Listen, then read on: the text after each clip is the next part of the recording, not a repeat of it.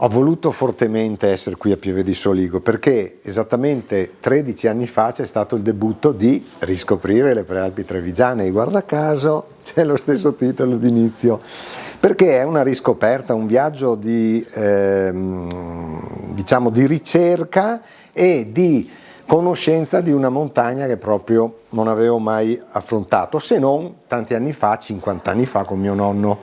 in motocicletta. Era una Guzzi Falcone Turismo e mio nonno mi aveva portato a Cimagrappa, dove c'è il Sacrario, come una sorta di pellegrinaggio, di omaggio per quello che era stata quella vicissitudine legata alla Grande Guerra.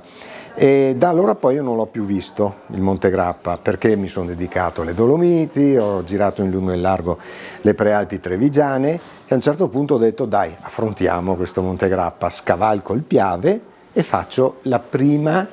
scelta di itinerari sul versante orientale, che parte esattamente da Carpen, il sentiero 850, e ci porta fin su al Monte Tomatico. È stata veramente un'emozione straordinaria, perché da quei 1482 metri, anzi 1585 metri di quota del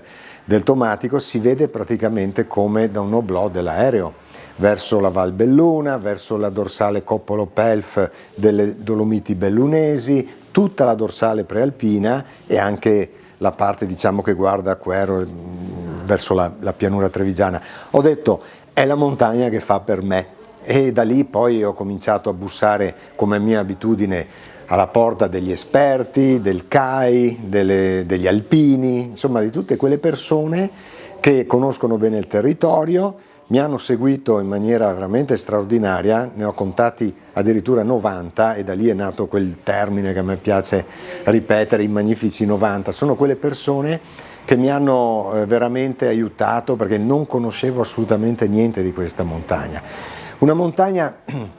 che, tanto per farvi capire, ha un'estensione di 400 km quadrati contro i 300 delle Prealpi Trevigiane, contro i 181 km quadrati delle colline del Prosecco e di tutte le aree UNESCO, quindi è molto estesa. Ci sono 626 km di sentieri di tutti i tipi, dal turistico al WE, escursionisti esperti e anche con la A attrezzati, in quel caso 2 ferrate che sono anche abbastanza toste, se non è veramente una passeggiata a farle. Diciamo che offre una scelta di itinerari adatte a tutti, per cui fatelo, affrontatelo, magari leggendo il mio libro scoprirete delle curiosità, perché a me piace unire, oltre che il racconto escursionistico, anche la parte culturale, che va dalla Grande Guerra alla lotta per la liberazione, alla storia antica, la storia moderna, la geologia, la botanica, le curiosità popolari, insomma ce n'è per tutti. Passeggiate sul Monte Grappa e non ve ne pentirete.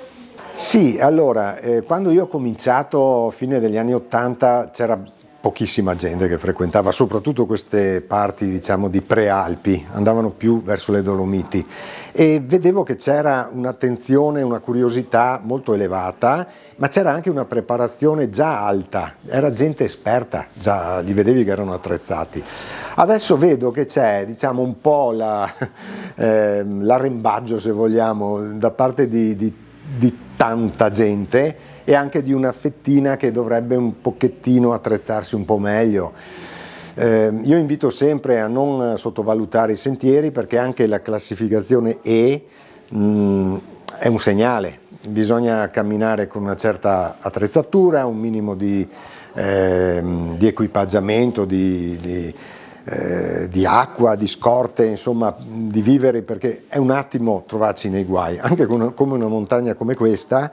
Arrivare a 1500, 1700, quasi 1700 metri di quota significa avere anche l'improvvisazione del tempo, cioè ci sono delle situazioni che possono causare del disagio, quindi bisogna stare attenti e andare con le mappe, la mappa tabacco, la 051, che è stata completamente rivista per l'occasione, e magari anche un GPS, perché adesso vanno di moda questi strumenti elettronici che servono tantissimo quando manca il cartello, quando c'è la neve che copre il segno sui sassi aiuta tantissimo, anche questo è importante. 2 o 3 parole? Allora, impervia, adatta a tutti, allegra e anche che ci ricorda il passato.